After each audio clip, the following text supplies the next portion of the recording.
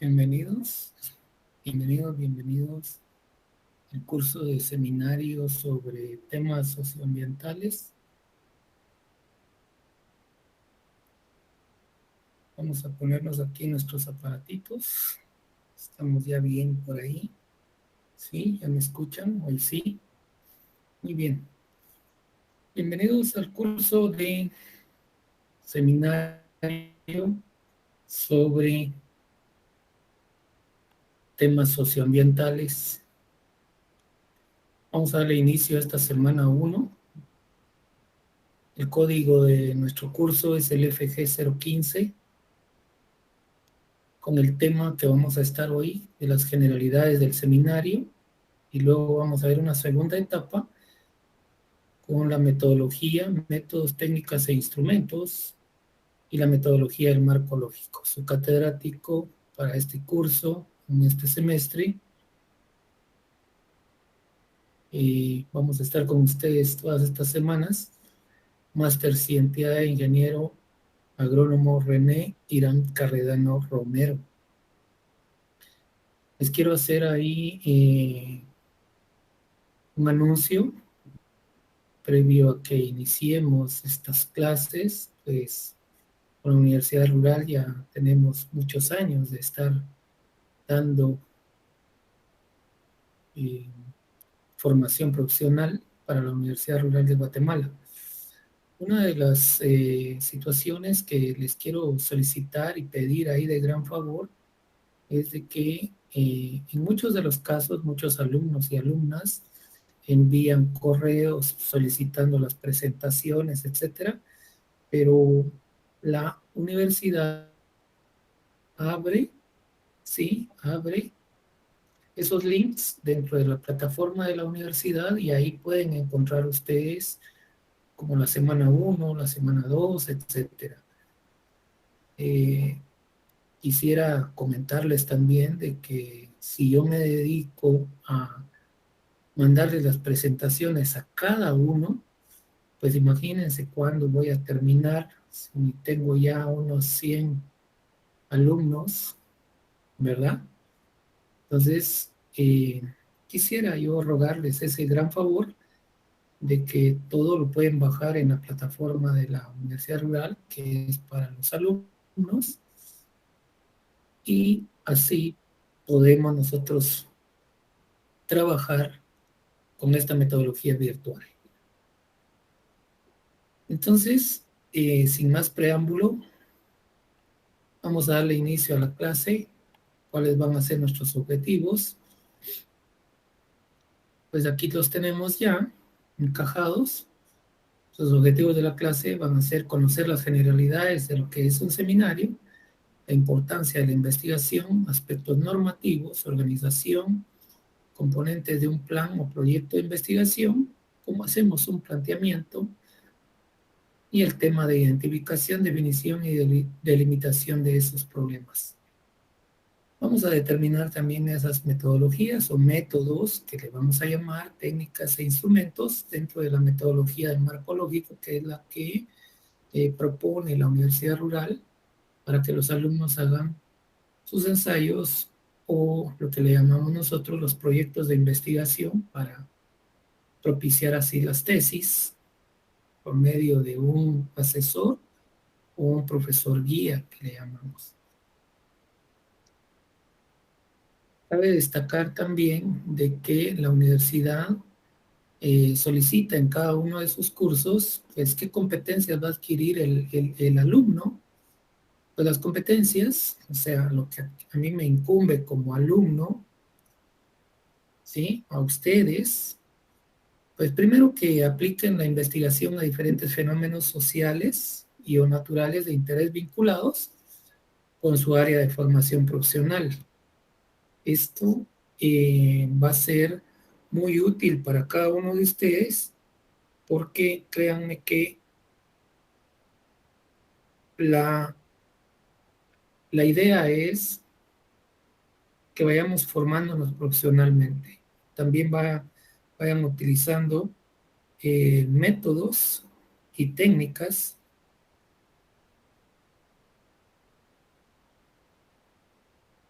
y sabemos nosotros que vamos a estar dentro de los instrumentos de investigación ahí para poder planificar, desarrollar y evaluar el proyecto de investigación del seminario de la especialidad. Vamos a producir nuevos conocimientos que vayan a fortalecer el área de su especialidad. Pueden ser eh, las licenciaturas en diferentes áreas humanísticas, sociales, o los que posteriormente van a servir también de indicadores en la predicción de hechos o fenómenos científico-tecnológicos. Y esto es muy importante porque de aquí en adelante tener la base fundamental del seminario nos lleva a aplicar los métodos científicos. También van a desarrollar diversas capacidades ustedes, entre ellas la cooperación mutua, eso es lo que esperamos con este curso, la toma de decisiones, el trabajo en equipo y la metodología para la aplicación del marco lógico, que es lo que está invitando a la universidad a aplicar en el proceso de la investigación, y así sucesivamente también aplicar en la investigación conceptos básicos de esa metodología del marco lógico, que es la estructura, ¿sí? ¿Cómo es esa metodología? ¿Cuál es el marco para realizar los proyectos de investigación en todas las fases de planificación, ejecución y la evaluación de los proyectos? Entonces, nos vamos ya a conocer realmente qué es el seminario. Y vean ustedes que el seminario viene del latín seminarius, que quiere decir semillero, pues seminario como tal, seminarius, y lo pasamos a una técnica de trabajo en grupo. Óigase bien, y son grupos reducidos, 4 o 5 personas, que es lo que piden, ¿sí?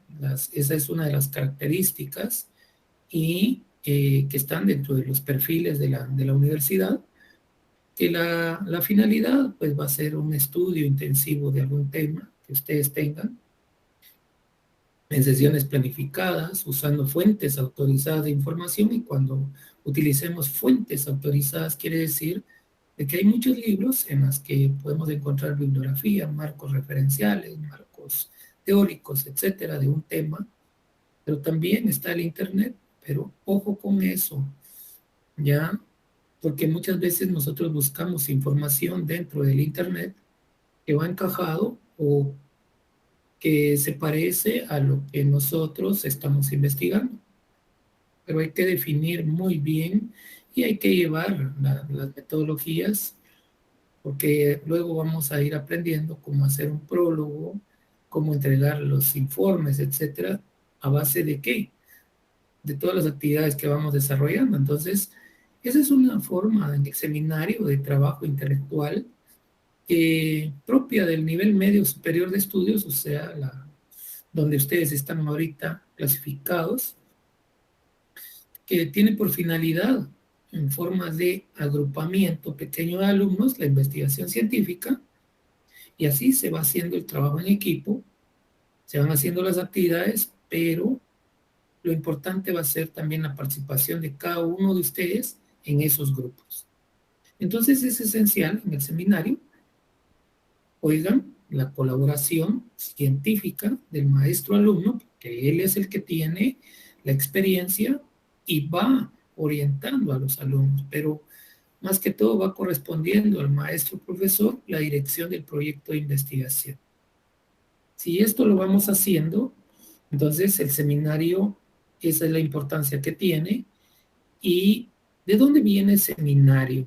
¿De qué es el seminario? Se trata de una actividad, pero vean, es una institución académica que tuvo su origen, o sea, el seminario tuvo su origen en la Universidad de Gotinga, en Alemania, por allá a finales del siglo XVIII. ¿Y quiénes la inventaron? Pues los universitarios alemanes, para sustituir la palabra cátedra. Aquí lo que nos quieren decir es de que ya esas clases magistrales pues se van quedando por un lado, y lo que vamos haciendo nosotros es ir demostrando que es posible unir esa investigación y la docencia a fin de que mutuamente se complementen tanto el profesor como los participantes o los alumnos, y así poder ayudar a la sociedad con los proyectos a realizar.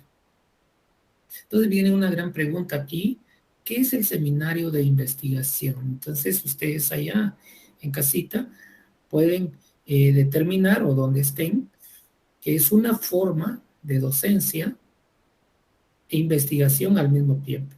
Docencia e investigación, donde los alumnos o los participantes no reciben la información total, sino que la buscan e indagan por sus propios medios. Y eso es lo que va haciendo de que nosotros en los trabajos en grupo o en grupo se haga la tesis, el proyecto de investigación, de acuerdo a los problemas que hayamos determinado. Y esto el asesor va a ir verificando y analizando. Y también la universidad tiene ahí una guía de cómo realizar esas investigaciones, pero nos ayuda el seminario a que descubramos, ¿verdad? Esa metodología. Eso es muy importante. Entonces, ¿en qué se basa? En aprendizaje activo. Oigan bien, el seminario es un grupo de aprendizaje activo. ¿Por qué? Pues donde los alumnos o los participantes no reciben la información ya elaborada, como hacíamos antes de que mire que aquí están estas copias, hagan un resumen. No, aquí la información se va buscando. Antes se hacía así convencionalmente, ¿verdad? De que se les daba, pero no, ahora ya en esta fase de educación superior y ya en estos semestres donde ustedes van, pues lo que vamos buscando es de que se indaguen ustedes por sus propios medios en un ambiente de recíproca colaboración y esto lo que hace es de que determinemos que de nuestras propias experiencias también las de los demás y unimos esos esfuerzos. Esto quiere decir, como decía alguien por ahí, que me lo dijo y me lo dejó para toda la vida, ¿quieres vivir dos veces? ¿Eh? Me lo dijo mi santo padre, que en paz descanse. Pues ¿cómo? Pues sí, si vives de tu propia experiencia, vives una vez, pero si vives de tu propia experiencia y de la de los demás, vives dos veces. Entonces, por eso se da la colaboración en el trabajo de seminario. Es una forma de docencia y de investigación y al mismo tiempo se diferencia claramente de la clase magistral, ¿verdad? Entonces, en la cual la actividad se centra en la docencia-aprendizaje. Eso que se nos quede.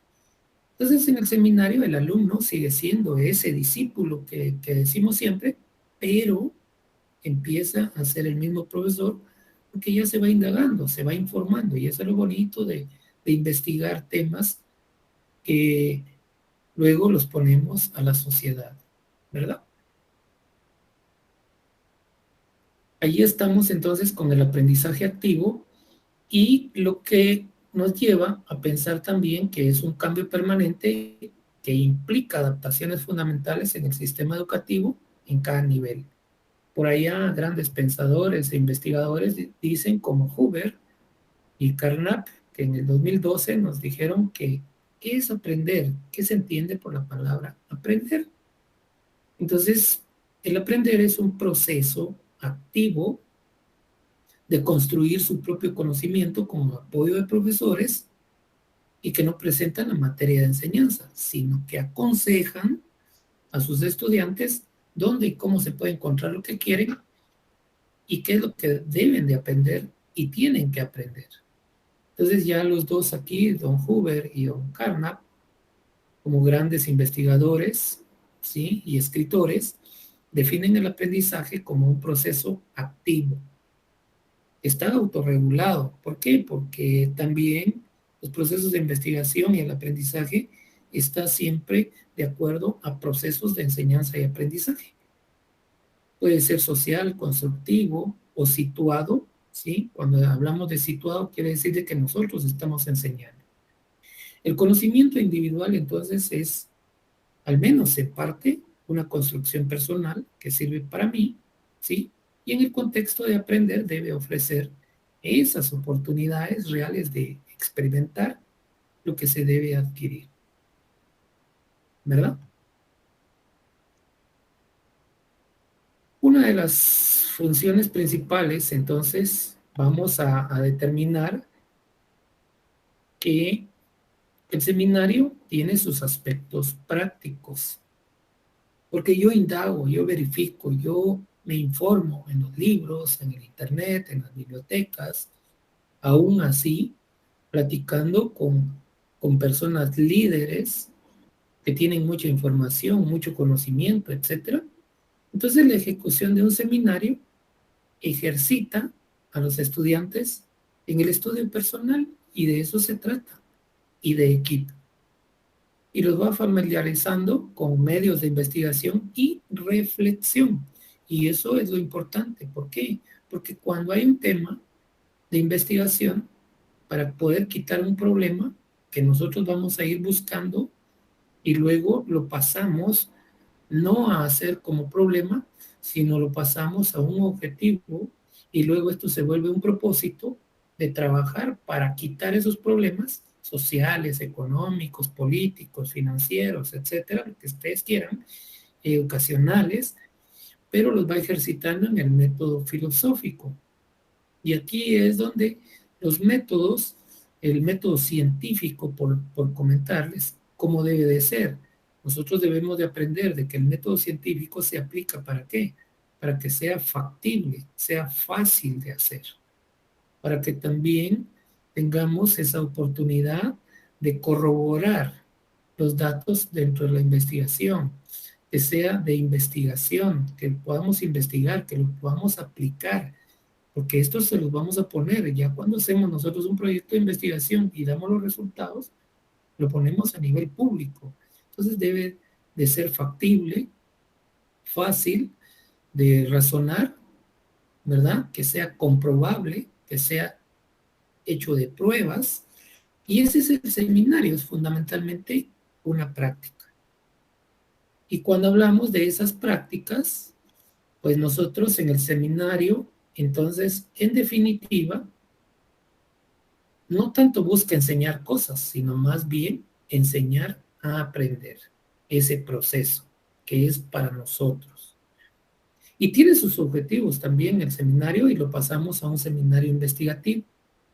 El fin del seminario es esencialmente práctico, ya lo dijimos, ya lo manifestamos, que es preparar al estudiante no solo para recibir los frutos de la ciencia, sino fundamentalmente para hacer la ciencia. Y eso es lo importante porque por ahí vamos a poner unos ejemplos, pero cómo nació la química, porque empezaron a estudiar cuáles eran esos fenómenos, cómo nació la biología, la geología, la historia, etcétera. Hay personas que se han dedicado a investigar y ellos van haciendo las ciencias, ¿verdad? Cómo nació la última de las ciencias de la informática, con pura investigación y miren hasta dónde vamos con procesos, plataformas virtuales, ahora ya los procesos de enseñanza y aprendizaje que traíamos a nivel presencial, pues ya se están quedando caducos. Eso quiere decir que ya van terminando, obsoletos. La obsolescencia es algo que ya se va terminando, que son otros procesos de enseñanza. Entonces la informática nos ha llevado ahí como ciencia, pero alguien la tuvo que investigar. Entonces, ese es su objetivo del seminario investigativo también, que no es, por tanto, el objetivo principal del seminario, el profundizar y extender el conocimiento solo en una rama del saber, no, sino introducir en los métodos del trabajo y la investigación científica, que ya hablamos, y familiarizarnos con ellos.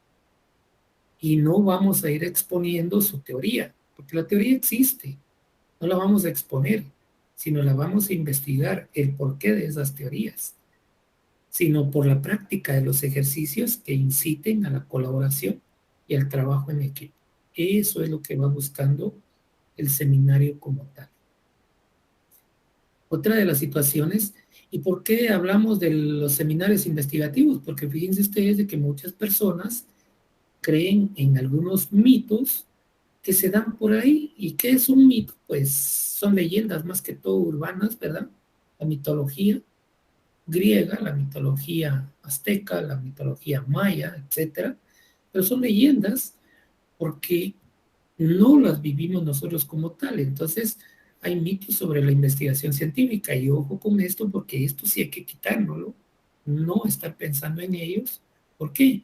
Porque se han construido alrededor de la investigación científica dos mitos que se han construido ahí, que son solo eso, mitos, una especie de leyendas nada más urbanas que no tienen razón de ser. Veamos rápidamente esos mitos para que ustedes vayan aprendiendo de que dentro de estos procesos que nos solicita la universidad, dentro de los procesos de investigación y más que todo en este curso de seminario sobre problemas socioambientales, el primer mito dice que la investigación es sumamente complicada y difícil. Muchos piensan en eso, pero no. Durante años, algunas personas han dicho que la investigación es muy complicada, que es difícil, que es exclusiva para personas de edad avanzada, que aquellos que usan pipa, lentes, barba, pelo canoso, que están desaliñados, pues muchos creen que solo para esas personas es la investigación, que hay propia de mentes privilegiadas, incluso que es un asunto de genios, piensan muchos. No. Sin embargo, la investigación no es nada de eso. La verdad es que no resulta tan intrincada la cosa, ni difícil, sino que cualquier ser humano puede hacer investigación y realizarla correctamente, si aplica el proceso de investigación correspondiente. Pero lo que se requiere es conocer bien dichos procesos, ¿verdad? Y sus herramientas fundamentales. Permítanme, eh, vamos a ver qué nos dicen por aquí, permítanme. Y, sí, sí, dígame.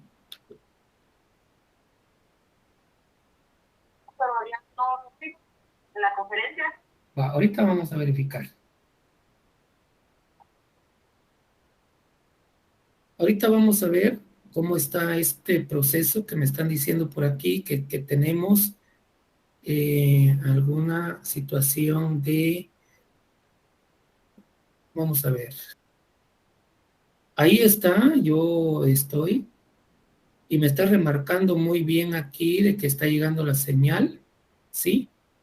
Y está preparada para todos, o sea, en directo estamos muy bien con esta señal. Van a perdonar ustedes, pero como ustedes bien saben que cuando hay cuestiones virtuales de internet, etcétera, pudiéramos tener algún inconveniente, pero nosotros estamos sacando muy bien la señal, estamos muy bien aquí. ¿Oye?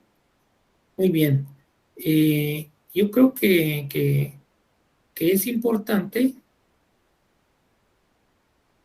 de que vayamos avanzando entonces. Ahí estamos, ¿sí? Entonces, ese es uno de los primeros mitos. Lo que se requiere es que conozcamos bien los procesos y todas las herramientas fundamentales. Por otro lado, hay otro mito. El segundo mito de la investigación dice que no está vinculada al mundo cotidiano, o sea, a la realidad de las cosas. Y sí, nosotros estamos en la realidad de las cosas. Hay estudiantes que piensan que la investigación científica es algo que no tiene relación con la realidad cotidiana. Bien, eso es de todos los días. Hay otros estudiantes que consideran que es algo que solamente se acostumbra a hacer en centros muy especializados o en institutos con nombres largos y complicados. Pero no. En primer lugar, es necesario recordar que la mayor parte de los inventos en el mundo, ¿sí? Pues de una u otra forma son producto de la investigación, ¿verdad? Y yo creo que eso es lo importante, ¿verdad? Creaciones que van desde luego, que tienen que ver con nuestra vida diaria. Desde el proyector del cine, recuerden a los que iban al cine, pues, ¿cómo eran esos proyectores? Ahora, pues ya tenemos otras plataformas y hasta ver el cine en casa, si quieren ustedes, vía Netflix, valga la la promoción y la propaganda, o con el mismo YouTube, etcétera. Entonces, recuerden que eso ha sido parte de la investigación.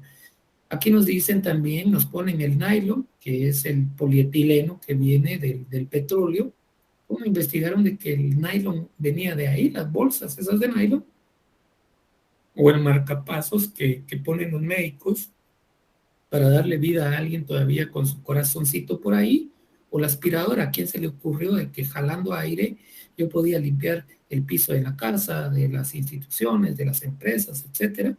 O el motor de combustión, ahora ya no solo es de combustión utilizando gasolina o diésel, etcétera.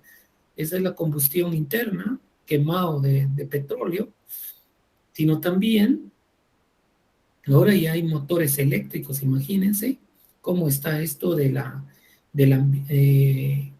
generación de energía por medio del ambiente, solar, etcétera. Miren cuántas cosas se han investigado, el teléfono celular, o el móvil, o el CD, o la USB, cuántos medicamentos, las vacunas ahorita en estos tiempos de crisis, cuántas vacunas ya salieron para inmunizar a las personas, pues a base de pura investigación.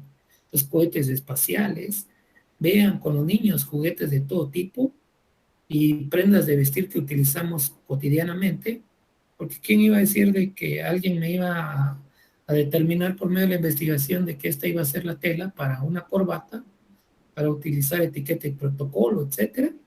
Entonces, gracias a la investigación se generan procesos industriales, procesos educacionales también, y se desarrollan organizaciones, empresas, y sabemos cómo es la historia de la humanidad, ¿verdad? Desde, desde que nacieron las primeras células orgánicas por allá, en aquellos miles y millones de años, hasta el Homo sapiens que somos hoy, ¿verdad? Cuánta evolución hemos tenido. Entonces, y desde las primeras civilizaciones hasta los tiempos actuales, desde que el hombre utilizó la rueda y después se dio cuenta de que poniéndole ahí un palo con fuerza ya podía transportar algo. Vean, entonces solo son mitos. La investigación la puede hacer cualquiera. Eso es lo importante. Entonces, nos vamos y nos hacemos una gran pregunta aquí. ¿Por qué es útil y necesario que un estudiante aprenda a investigar? Ojo con eso. La universidad rural está haciendo esto por varios factores. Pero vean ustedes, en estos tiempos de globalización, un egresado o egresada que no tenga conocimientos de investigación, pues se va a encontrar en desventaja frente a otros colegas que sean de su misma institución, empresa o de otras universidades o equivalentes en todo el mundo, ya que cada vez más las instituciones educativas buscan diferenciar a sus alumnos del resto y por eso hacen un mayor énfasis en la investigación, con el fin de formar mejor a los estudiantes y prepararlos para ser competitivos. Imagínense ustedes en el mercado laboral, si no podemos investigar, a veces nos quedamos truncados hasta en los propios trabajos que hacemos. Entonces, hay que obtener acreditaciones, hay que acreditarse. Hoy, pues ya están estudiando para una licenciatura, una ingeniería, etcétera, pero hay que acreditarse más, hay que investigar, hay que aprender y vincularse con otras universidades también. No saber solo respecto a los métodos de investigación implicará rezagarse, ¿oyeron? Entonces, hay que investigar, si no nos vamos a quedar rezagados. Ahí pudiéramos tener qué acreditaciones puede tener uno como profesional, pues evaluaciones de impacto ambiental, en mi caso, certificaciones ISO 9001-2015, bajo normas, sistemas de gestión de calidad, etcétera. O sea, yo debo de seguir investigando para seguirme formando. Y eso ya queda eh, como una situación de qué, de consejo para ustedes. Entonces, la investigación es muy útil para distintos fines, ¿verdad? Crear nuevos sistemas, nuevos productos. Imagínense cómo eran los primeros teléfonos, aquellos de disco, después vinieron los de marcar, y luego ya los celulares, y ya cuántas generaciones de celulares hay, y así crear nuevos sistemas y productos. La investigación nos ayuda también a resolver problemas económicos, sociales, la investigación que hacen las empresas, las instituciones para vender más, etcétera, para ubicar mercados, para diseñar soluciones y hasta evaluar si hemos hecho algo correctamente o no. Incluso para abrir un pequeño negocio familiar es conveniente usarla. Entonces, debemos de investigar. Cuanta más investigación se genere, más progreso existe a nivel nacional, regional, local o comunitario, etcétera, como ustedes le quieran llamar, en una región, en una ciudad, en una comunidad, en una empresa, o que sea para un grupo o individualmente también sirve la investigación. No en vano, las mejores compañías o empresas del mundo son las que más invierten en investigación. Imaginémonos, por poner un ejemplo, por allá en Alemania, pues existen muchos laboratorios como la DuPont, la DuWest, eh, la misma Bayer, que tanta investigación ha creado. Entonces, no solo es a nivel de investigación científica, sino investigación económica, social, y cómo podemos hacer nosotros nuestra propia investigación aplicando una metodología del marco lógico que es la que utiliza la Universidad Rural. Pero hablemos de esa metodología. Esa metodología es un proceso, esa metodología del marco lógico es un proceso evolutivo que parte del reconocimiento de una problemática que afecta a grupos de población específico y que mediante una metodología participativa se pueden analizar situaciones y relaciones que causan, o sea, causa y efecto, que definen el tipo de intervención a realizar en un proyecto de investigación. Entonces, el objetivo a lograr especifica la dimensión, el alcance de la problemática abordada, de acuerdo con unos recursos que tengamos, recursos financieros, legales, administrativos, etcétera, y en un periodo de tiempo determinado. O sea, debemos en esa estructura decir que vamos a alcanzar en un tiempo definido, ¿verdad? Y en ese tiempo definido, pues ahí es donde vamos a trabajar ya los ciclos de vida de un proyecto y entonces conozcamos qué es un proyecto y cuál es su ciclo de vida. Pues un proyecto es un proceso en el que se transforma un conjunto de recursos denominados también input. Cuando utilizamos los recursos de una empresa, una institución o los de nosotros, ¿sí? Eso se llama input, utilizar nuestros propios recursos y de los cuales vamos a obtener un conjunto de resultados, son los output, ¿verdad? Ya en un proyecto. Entonces se va a crear los intereses planteados por el proyecto específico. Un proyecto puede estar integrado por etapas o fases que se organizan, la fase 1, la 2, la 3, la 4, y se van organizando de manera secuencial.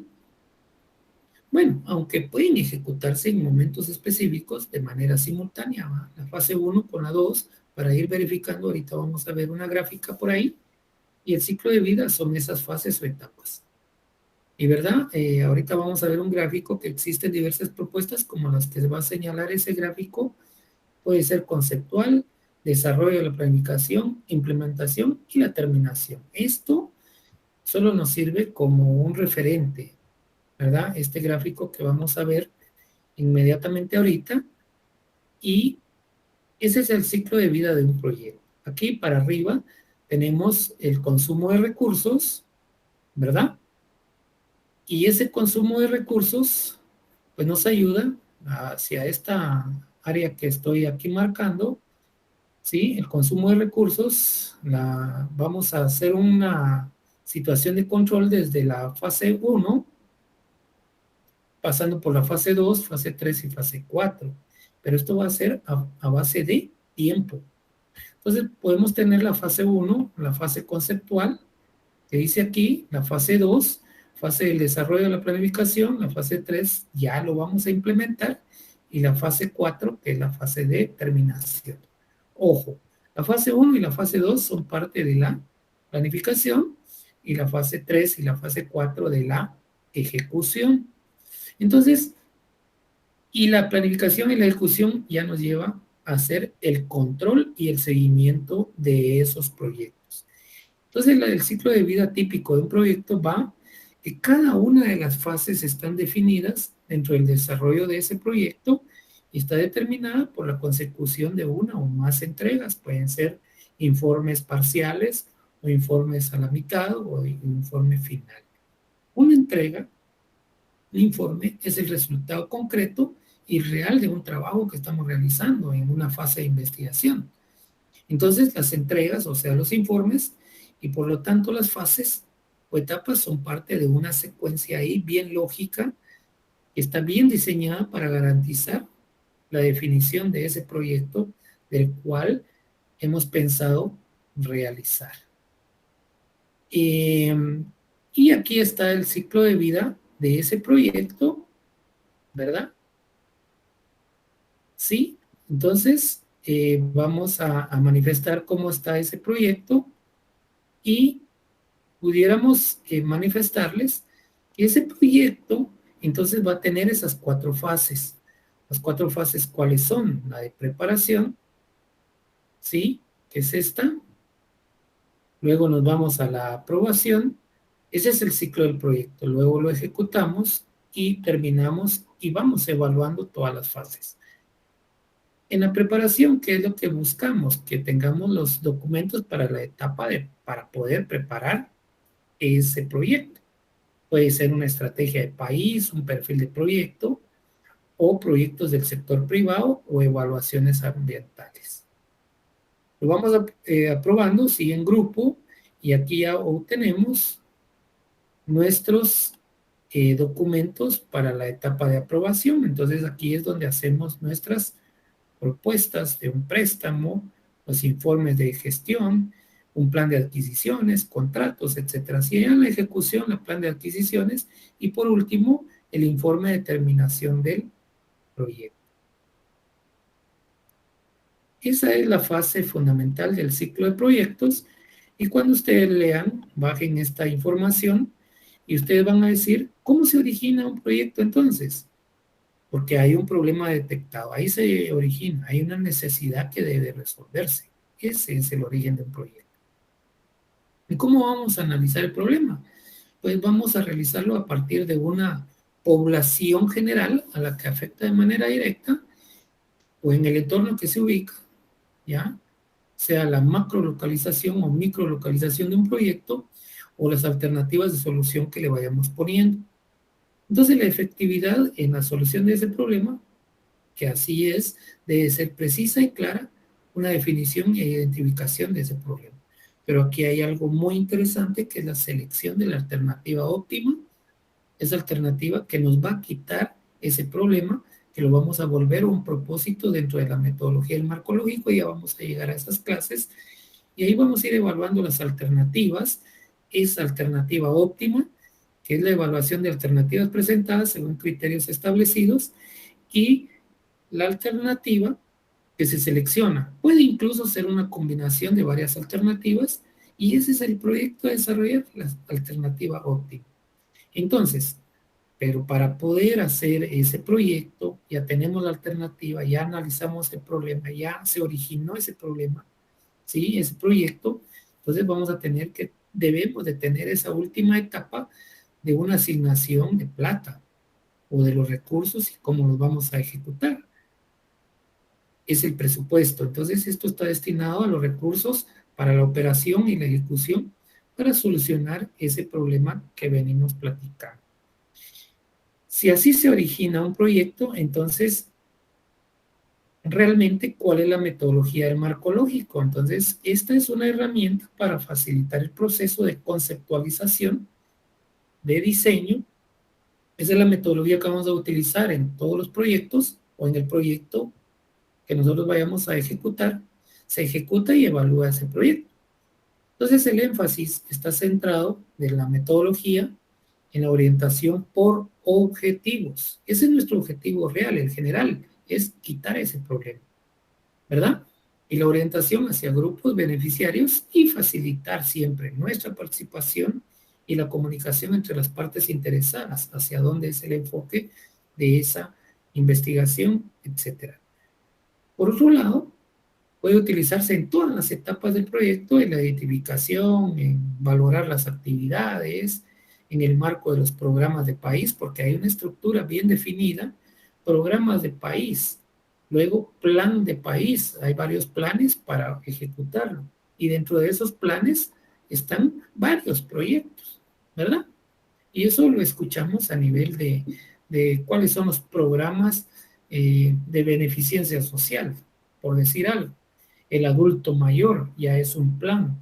Eh, los comedores es otro plan, pero para ese comedor o para ese plan, por decirles, para el adulto mayor, hay varios proyectos. Démosles comida, démosles aparte de los alimentos, pongamos un comedor comunitario en tal, son proyectitos. Entonces, conociendo esa estructura lógica, pues ahí va el diseño del proyecto y en la implementación de esos proyectos, ya que nos apruebe tanto nuestro asesor como los que designe la universidad, y ahí vamos monitoreando, revisando y evaluando el progreso y desempeño de ese proyecto con la metodología del marco lógico.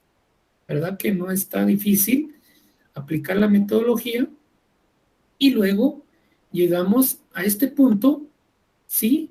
Donde manifestamos nosotros que la metodología del marco lógico se da para las tres flechas que tenemos aquí. Ese es el ciclo de vida del proyecto. Lo diseñamos, lo ejecutamos y lo evaluamos.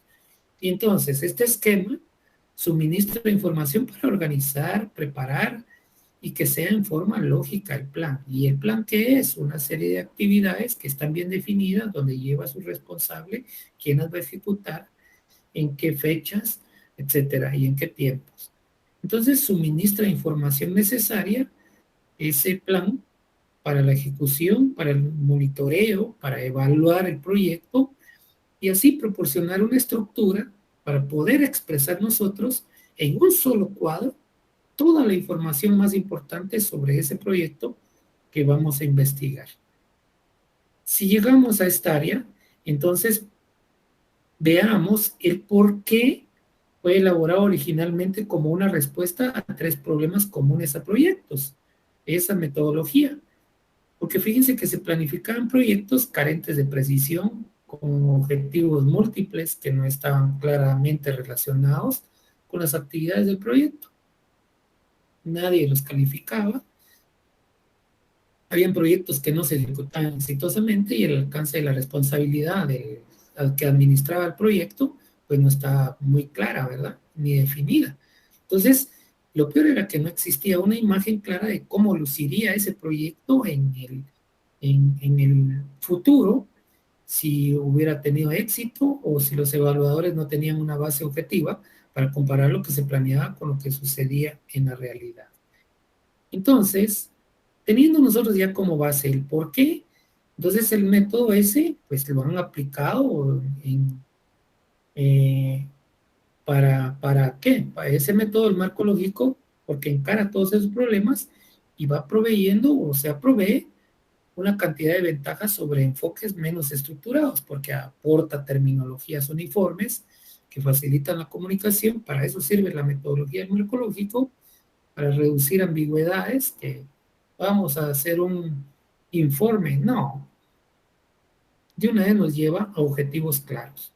Aporta un formato para llegar a acuerdos, para tener metas y que no incurramos en muchos riesgos, suministra un temario analítico y enfoca todo ese trabajo técnico a los aspectos críticos y puede acortarnos documentos de proyectos en forma considerable. Entonces, veamos esto como una conclusión del marco lógico, porque aquí está la definición y elaboración y un ejemplo detallado. ¿Quiénes lo utilizaron? Pues la metodología del marco lógico la utilizan mucho las agencias de los Estados Unidos para el desarrollo internacional, está USAID, ya que es una herramienta de gestión de proyectos usadas en diseño, planificación, ejecución y evaluación de proyectos. Esa es la base fundamental y eso es lo que va buscando la Universidad Rural con ustedes. También esto fue una respuesta a análisis de resultados de proyectos y se concluyó que habían deficiencias, perdón, y que era necesario crear una herramienta para mejorar los resultados de futuros proyectos. Por eso, desde que se utiliza el marco lógico. Entonces, ya lo han utilizado también otras instituciones internacionales como el BID, el GTZ, y hay algunos gobiernos en Sudamérica y en el Caribe que ya adoptaron el enfoque del marco lógico, la EML. Entonces, esto nos indica que el marco lógico ya es usado en todos los proyectos de desarrollo a nivel estatal, gubernamental, y también ya hay instituciones privadas educativas como la universidad que han comenzado ya adoptaron esa metodología desde hace años. Entonces, ya el marco lógico ya nos da una definición entonces, que es una herramienta de gestión que facilita, por recordarles, y concluir ya, que es para planificar, para ejecutar y evaluar un proyecto. Es un sistema también de procedimientos e instrumentos para planificar ese proyecto orientado a objetivos. Y cuando tenemos esa herramienta analítica para planificar y gestionar los proyectos, está orientado ¿para qué? Para objetivos. Y es un método con distintos pasos que van desde la identificación hasta la formulación y el resultado final. Aquí vamos a aprender todas esas fases para la elaboración de una matriz de planificación del proyecto. Entonces, ¿en qué quedamos? Y ahora entonces, esta es nuestra definición personal. Con la metodología del marco lógico, ¿consigues qué? Conceptualizar, planificar, ejecutar y controlar un proyecto con un enfoque basado en objetivos. Pues sí, el objetivo de qué se trata. Quitar ese problema y hacer una serie de actividades con esos objetivos específicos que van relacionados un objetivo específico a un objetivo general. Que haya una buena comunicación entre los involucrados, que somos nosotros, y hacia dónde van los beneficiarios y la orientación hacia esos beneficiarios.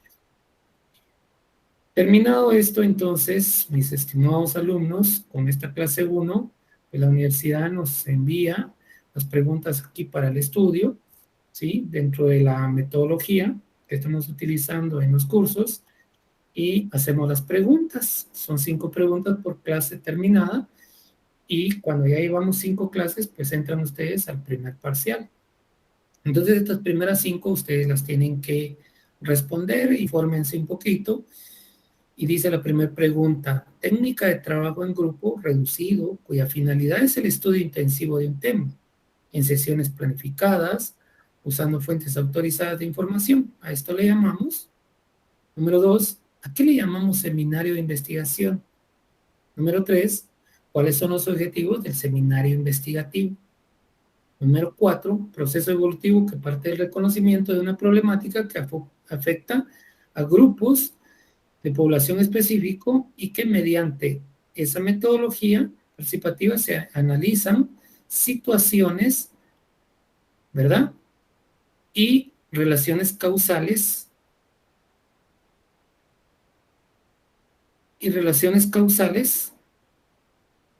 que definen el tipo de intervención a realizar. A esto le llamamos. Y la última, defina selección de alternativa óptima, ¿verdad? Entonces, ya cuando ya empezamos a realizar estas preguntas, pues lo único que nos queda es darles muchas gracias por su atención, y ustedes encuentran toda la información colgadas en los links en la plataforma de la universidad. Dios les bendiga, cuídense, protéjanse y nos vemos la otra semana.